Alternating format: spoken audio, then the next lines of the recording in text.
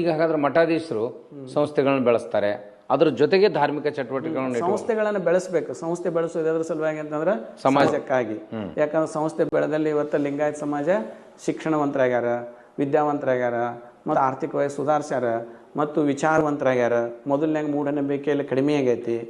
ಮೊದಲ ಅಷ್ಟೇನು ಕೂಡ ಹಂಗಿಲ್ಲ. ಈಗ ಸ್ವಲ್ಪ ವಿಚಾರಕ್ಕೆ ಅವಕಾಶ ಐತಿ ಈಗ ರೀ.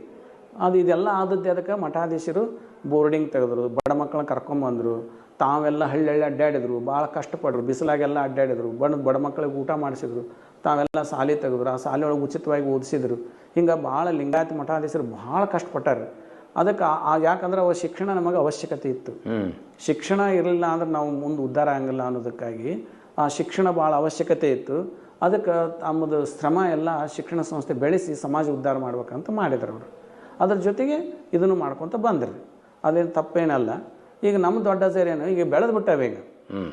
ಈಗ ಬೆಳೆದು ಬಿಟ್ಟಾವು. ಈಗ ನೀವು ಹೋಗೋ ಅವಶ್ಯಕತೆ ಇಲ್ಲ, ಅವ್ರು ಅದಾರ ಮಾಡ್ತಾರೆ. ಇಲ್ಲಿ ಕೊರತೆ ಇದೆ. ಇಲ್ಲಿ ಕೊರತೆ, ಧರ್ಮ ಪ್ರಚಾರದಲ್ಲಿ ಕೊರತೆ ಇದೆ. ಈಗ ನೀವು ಮಾಡ್ರಿ. ಈಗ ಬೆಳೆದು ಬಿಟ್ಟೈತಿ. ಈಗ ಶಿಕ್ಷಣ ಏನು ಮಾಡ್ಬೇಕೆಲ್ಲ ಎಲ್ಲ ದುಡ್ಡು ಬೆಳೆದೈತಿ, ಕಟ್ಟಡ ಬೆಳೆದವು, ಎಲ್ಲ ಸಿಬ್ಬಂದಿ ಬೆಳೆದಿ, ಎಲ್ಲ ಬೆಳೆದೈತಿ. ಅವ್ರ ಕಡೆಯಿಂದ ಮಾಡಿಸಿರೋದನ್ನ